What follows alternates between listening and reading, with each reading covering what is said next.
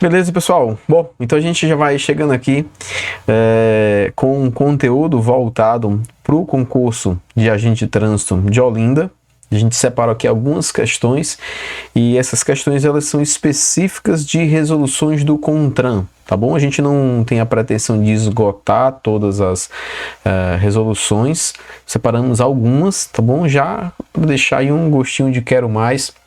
Vocês, para quem ainda não conhece o nosso trabalho, já e tendo essa familiaridade, e desde já apresento para vocês o nosso curso preparatório específico para agente de trânsito de Olinda, tá? Quem teve acesso ou se submeteu à prova da MC, já percebeu que são exatamente as mesmas resoluções, exceto a resolução 789. Beleza? Bom, então separei aqui algumas questões de resolução do CONTRAN, tá? Para a gente trabalhar aqui nesse nosso momento, aqui nesse nosso vídeo. E a primeira questão aqui é a resolução 24/98, que é a resolução que trata sobre a identificação interna dos veículos. Resolução essa que já tem data para morrer, né? A partir do ano que vem nós já temos uma substituta para 24, mas para efeito de concurso é essa resolução que vai ser trabalhada, tá? Então, a gente tem aí então o número de identificação veicular, que popularmente a gente conhece como o número do chassi, mas na verdade a gente tem tecnicamente o VIN, né? Então a gente está falando aqui nada mais, nada menos do que o VIN, que é o número de identificação veicular, que muita gente conhece e chama de número do chassi. Bom, na dicção aqui no enunciado da questão, nós temos que, sobre as normas que regem a identificação interna dos veículos, na dicção da resolução 24, bom, é correto afirmar, vamos lá, em todos os veículos a marcação do VIN encontra-se satisfeita em um ponto de localização. Muito cuidado, tá? Regra geral é um ponto, sendo que o enunciado aqui do item fala todos. E pela resolução 24, nós temos que reboques e semi-reboques vão possuir dois pontos de localização do VIN, tá certo? Reboques e semi-reboques, dois pontos de localização, então a gente cancela aqui o todos. Letra B fala a profundidade mínima de gravação do VIN é de 0,2 milímetros para todos os veículos, sem exceção. Esse sem exceção aqui é aquele item que deixa, rapaz, não existe sem exceção, né?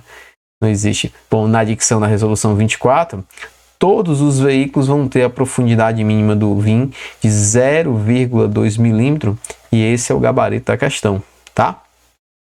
A letra C fala que nas motocicletas a profundidade mínima de gravação do VIN é de 4 milímetros. Na verdade, 4 milímetros não seria a profundidade, mas sim a altura dos caracteres. Isso aqui também foi colocado para confundir. E a letra D que diz que não se admite gravação do VIN em placa a ser incorporada ao chassi, e se admite sim, tá bom? No caso dos chassis não metálicos, eu posso ter a gravação do VIN em placas a serem incorporadas ao chassi. Beleza? Então, resolução 24, questãozinha tranquila. Gabarito aqui, letra B. Show de bola? Bom, próxima questão, resolução 26, vai tratar uma resolução bem curtinha e trabalha ali o transporte de carga em veículos de passageiros. Tá bom? Então, essa resolução ela é muito tranquila, tem só uma paginazinha lá, pouquinhos artigos, e está listado aí no edital, e a gente pode se deparar aí com uma questão. Vamos lá. Sobre o transporte de carga em veículos destinados ao transporte de passageiros, é correto afirmar: em nenhuma hipótese será admitido o transporte de carga em veículo de passageiro. Esse nenhuma hipótese são aquelas regras, né, radicais, bom? Em nenhuma hipótese, eu posso sim transportar carga num veículo de passageiro. Isso aqui é uma constatação muito fácil, né? Olha para o teu carro, teu veículo de passeio. Você tem um porta-mala, eu posso transportar carga no compartimento de carga de um veículo de passageiro. O que eu não posso é transportar a carga junto com os passageiros, tá bom? E só para deixar bem firme, a questão que é a afirmação correta.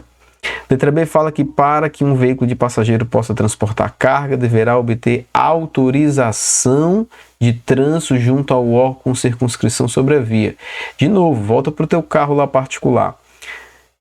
Para você colocar uma carga no porta-mala do teu carro, tu precisa de uma autorização? Não, não precisa de autorização para transportar carga, tá bom? Num veículo de passageiros, desde que esteja ali tudo acondicionado, cada um no seu quadrado. Bom? Item C. A carga poderá ser acomodada junto com os passageiros, desde que não exceda o habitáculo do veículo. Carga não pode ser acomodada junto com o passageiro. Bom?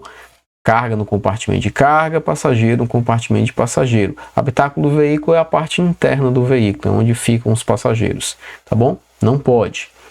E a letra D foi o que sobrou, é o gabarito da nossa questão. A carga só poderá ser acomodada em compartimento próprio, separada dos passageiros, né? No caso dos ônibus, tá bom? No caso dos ônibus, a gente tem o bagageiro. E no caso dos automóveis, a gente vai ter ali o porta-malas, né? Então, muito tranquilo isso daí, essa separação, tá? Uma coisa que é permitido, né, que o passageiro ele leve junto a si, então dentro do habitáculo do veículo, bagagem de uso pessoal, ou uma bolsa, uma mochila, então aquilo que ele leva consigo, ele leva à mão. Isso é possível, não vai ser considerado como carga. Tá bom? Tranquilo? Então, gabarito aqui dessa questãozinha, a gente marca a letra D. Show?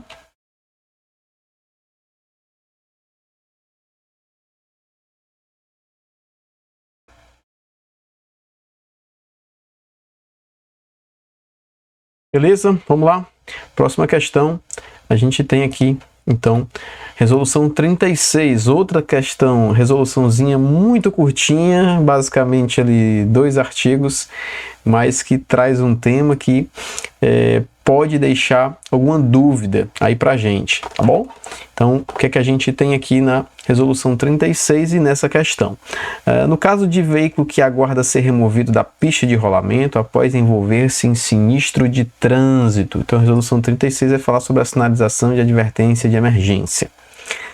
Deve ter a sinalização composta, então o veículo está lá na pista, porque se envolveu num sinistro e não consegue sair, precisa ser removido por um guincho. Enquanto ele está lá aguardando a remoção, o que é que deve ser feito, para garantir ali um mínimo de segurança? Deve ter a sinalização composta por colocação de triângulo com distância máxima de 30 metros da parte traseira do veículo.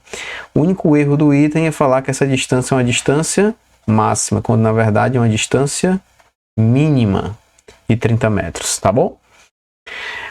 Triângulo que é considerado então o nosso equipamento obrigatório, tá? B. Deve ter a sinalização composta por colocação de um dispositivo luminoso intermitente? Não, tá? Dispositivo luminoso intermitente, não. Na verdade, o triângulo, né? Ele não é o único, ele pode ser substituído por um equipamento similar, mas ele não tem luz própria, né? Ele tem elemento refletivo, retrorefletivo, tá bom? Ele não é um dispositivo luminoso intermitente, tá? O que é intermitente é a sinalização de advertência, o pisca-alerta, tá bom? C. Deve ser sinalizado com a colocação de triângulo disposto perpendicularmente ao eixo da via.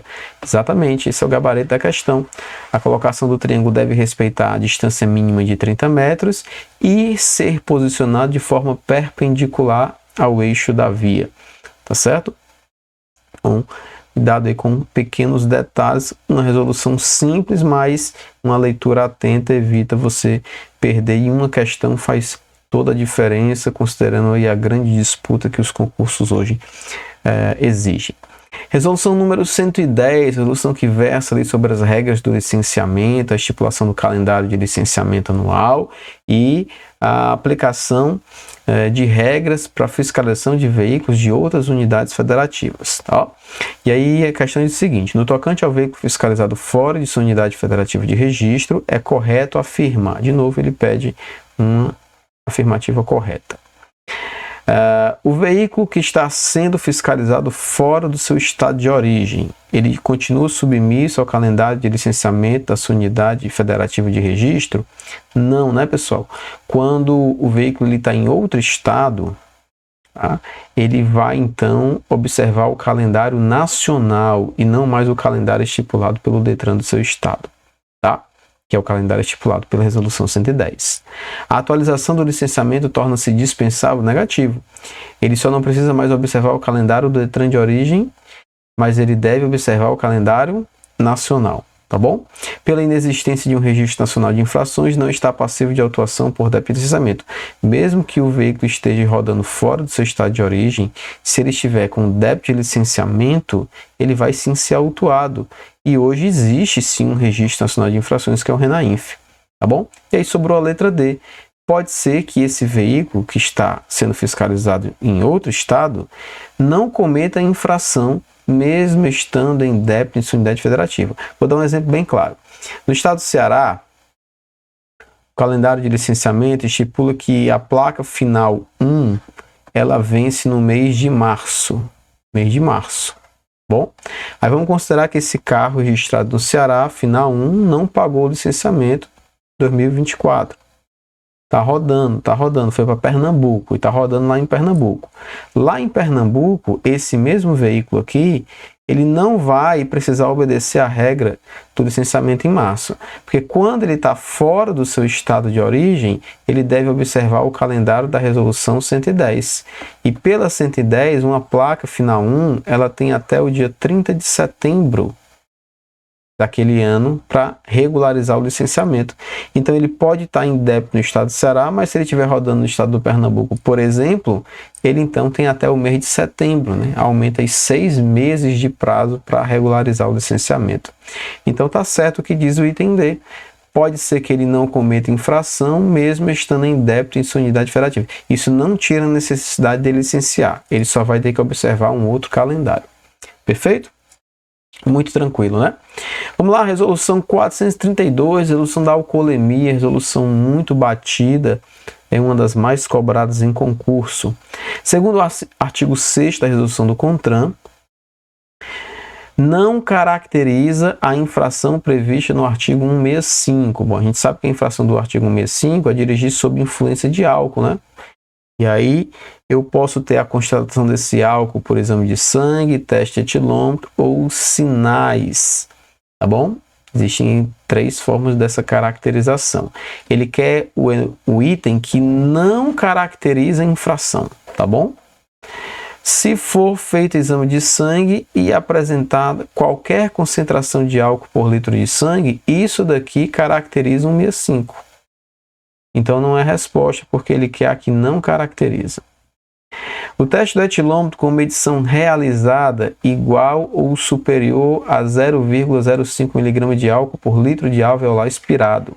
Ora, a gente sabe que quando a medição ela é igual ou superior a 0,05, isso já é considerado infração, porque a margem de erro do equipamento é de até 0,04. Tá bom? Então, isso aqui também caracteriza infração do artigo 165, não é resposta para a nossa questão. Sinais de alteração da capacidade psicomotora. Sinais de alteração da capacidade psicomotora também é uma outra forma de caracterizar a infração do artigo 165. Ele quer o que não caracteriza a infração. Teste de etilômetro com medição realizada igual a 0,04. Isso daqui é o limite do que a gente chama de margem de erro do equipamento, tá bom? Então, se não ultrapassa a margem de erro, é considerado uma situação atípica. Se é atípica, não caracteriza a infração, a gente vai marcar o gabarito, a letra D. Tranquilo? Alcoolemia é um tema que merece algumas considerações e se você adquirir o curso preparatório específico para a gente de Olinda, a gente vai trabalhar essa resolução completinha, redondinha, tá bom? Então vamos para a próxima questão. A gente tem aqui o uso de medidores de velocidade, tá bom? velocidade, a gente está falando aqui de medidor de velocidade, a gente está falando nada mais nada menos que resolução 798, tá bom? O uso de medidor do tipo portátil pode ser utilizado. A gente sabe que existe os medidores de velocidade, que a gente chama de redutor controlador, né? E ele pode ser do tipo fixo ou portátil, tá bom? Vamos lá. Em estradas com velocidade máxima permitida igual ou superior a 60, eu posso usar um medidor portátil? Portátil é aquele que o policial geralmente ou ele está segurando na mão, ele manuseia, manual, ou então ele colocado num tripé. Né? E aí a gente tem regras em quais locais eu posso usar um portátil. Eu não posso usar portátil em qualquer local. Então tem algumas regras estipuladas pela 798. Se for numa estrada, que é via rural não pavimentada, eu posso usar um medidor portátil se a velocidade máxima regulamentada, né, por meio de sinalização, permitida for igual ou superior a 60 km por hora. Perfeito, exatamente, eu posso, tá? Ele quer o enunciado que permite a utilização do portátil. Então, se for numa estrada regulamentada com 60 ou mais km por hora, eu posso fiscalizar com um portátil. Numa via urbana, eu posso fiscalizar o portátil se a velocidade for igual ou superior. Aqui ele só colocou superior. Tá bom? Então tá faltando o igual aqui. Em rodovia com velocidade máxima permitida igual ou superior a 100, tá? No caso aí 80. E rodovias com características urbanas, se a rodovia tem característica urbana, então vai seguir aí a mesma regra dos 60, tá bom? Então por isso que também aqui tá errado. E aí o gabarito a gente vai marcar a letra A. Show de bola? Resolução 819 vai trabalhar o transporte de crianças, bom? Regulamentando aí o artigo 64 CTB. Então, ele quer aqui saber sobre o transporte de crianças. É incorreto afirmar. O que é que está errado aqui desses itens? A. Em banco equipado com cinto subabdominal, que é o de 2 pontos, né? É dispensável o uso do assento de elevação. Ora, se o banco só tem cinto subabdominal, eu não preciso do assento, porque o assento é para deixar a criança mais alta, para que a parte diagonal do cinto não pegue no pescoço. E se não tem parte diagonal, então o uso do assento de elevação é dispensável. Isso aqui está correto, mas ele quer a alternativa incorreta. Tá? B. Os veículos de transporte remunerado individual de passageiros possuem isenção em relação ao uso dos DRCs, inclusive quando fora de serviço. Ora, transporte remunerado individual é o pessoal que faz transporte por aplicativo, né? Uber 99. E de fato, eles são isentos. Eu posso transportar uma criança sem que ela esteja na cadeirinha, somente no Uber. No caso do táxi também, tá certo? Não tem obrigatoriedade. Agora, no caso do Uber, quando ele está fora de serviço, ele se torna obrigado. Então, durante o dia, o cara está trabalhando lá como motorista, ele pega um passageiro com uma criança, não precisa de cadeirinha. Mas, quando ele está fora da plataforma, então ele está fazendo um transporte pessoal da própria família, o filho dele, por exemplo, teria que estar na cadeirinha. Tá bom? E aí, ele quer o item incorreto, e esse item aqui ele está incorreto, porque ele fala inclusive quando fora de serviço. Quando ele está fora de serviço, ele não possui isenção, tá bom? Então, por isso que o erro está na letra B, tá bom? O restante está certo. Tá? Tem muita coisa para a gente trabalhar, muita regrinha, muita exceção. Resolução 911 vai trabalhar ali o trânsito de veículos novos antes do registro e licenciamento. E aí, essa permissão para transitar na via está condicionada a quais fatores? Vamos lá. Ele precisa portar CRV? Não, né? Porque ele não é nem registrado ainda. O deslocamento está limitado a um raio de 100 km local de saída? Não, não tem esse limite de quilometragem. Tá? O deslocamento direcionado a qualquer destino dentro do município, tirei o carro da concessionária. Eu posso rodar Posso ir para casa? Posso rodar para qualquer local? Não. Eu só posso me deslocar em direção ao órgão de registro, que no caso é o Detran. Tá? Então, esse qualquer destino aqui também é um equívoco. A permissão para o trânsito de veículos novos está condicionado ao deslocamento num prazo máximo de 15 dias. Perfeito. Tá?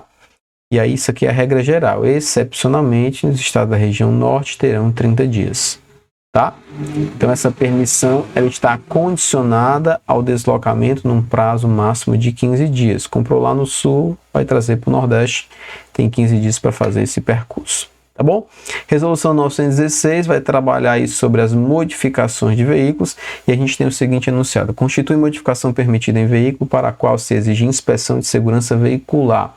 A grande maioria das mudanças, das modificações, elas tem que passar por uma inspeção de segurança naquela rede credenciada do Inmetro para emissão do Certificado de Segurança Veicular, que a gente conhece como CSV. Então, nos moldes da 916, constitui uma modificação permitida que exige inspeção de segurança veicular. Alteração de cor. Se eu mudar a cor, eu preciso de uma inspeção de segurança? Não, né, pessoal? Não coloca nada em risco. Inclusão de película não refletiva.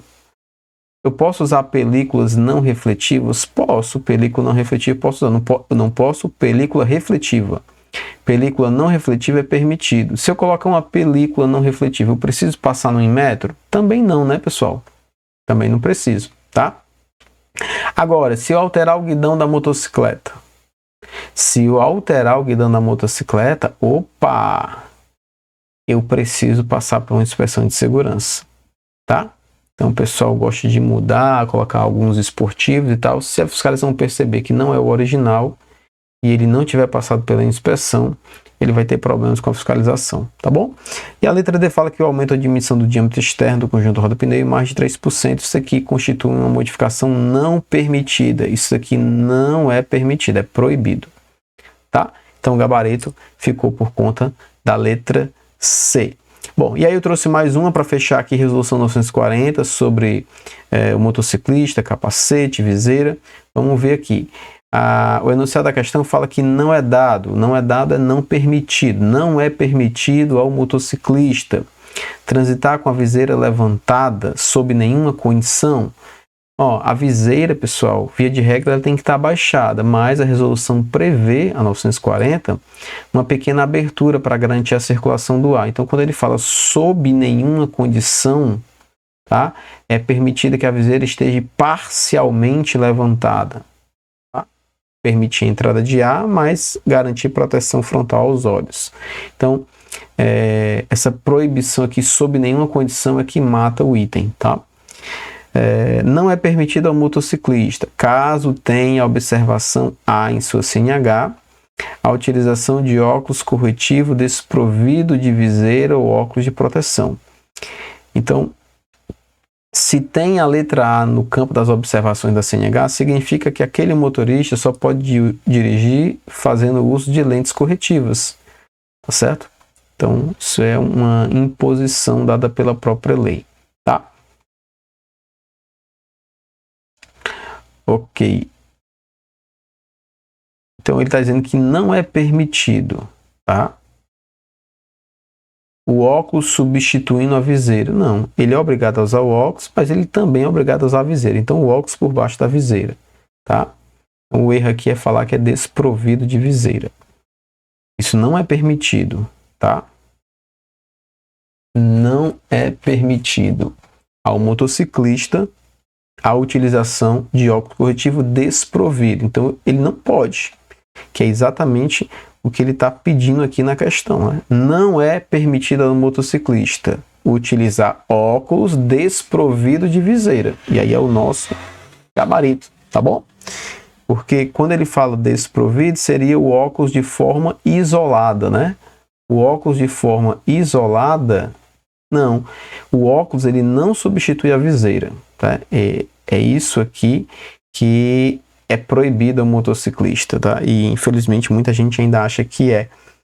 Não é qualquer óculos, né? Confunde o óculos corretivo com o óculos de proteção, né? O óculos corretivo é o óculos de grau, que pode ser, inclusive, também, não no formato de óculos, mas de lente, tá bom? Aí, só para a gente bater aqui, permanecer com a queixeira do capacete modular não travado na hipótese de encontrar-se parado. Se ele está parado, ele pode estar com essa queixeira levantada, inclusive, se ele está parado, tá bom? Levantar a viseira e assim permanecer enquanto imobilizado junto ao semáforo. Pode. Quando ele está lá no semáforo, ele pode levantar a viseira, pode levantar a queixeira, não pode tirar o capacete, tá bom? Nem pode falar ao celular, tá bom? Mas levantar a viseira é permitido.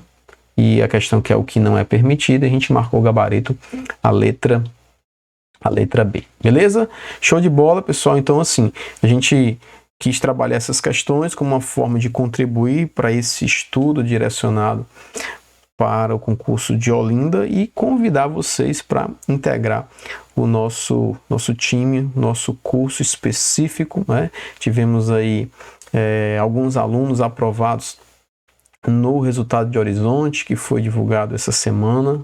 Vou aproveitar aqui para parabenizar o pessoal de Horizonte que foi aprovado e convidar você que ainda não faz parte do nosso time para se integrar e ter acesso a todos os materiais. São as videoaulas, né, com a parte teórica, tanto do CTB quanto das resoluções, o acesso ao PDF, os resumos em PDF que vocês podem imprimir diretamente da plataforma.